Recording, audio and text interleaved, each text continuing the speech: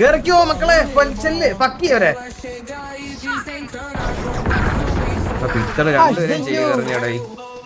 എടാ നമ്മളെ രണ്ട് നൂലിച്ച് നൂബാണ് കേട്ടാ.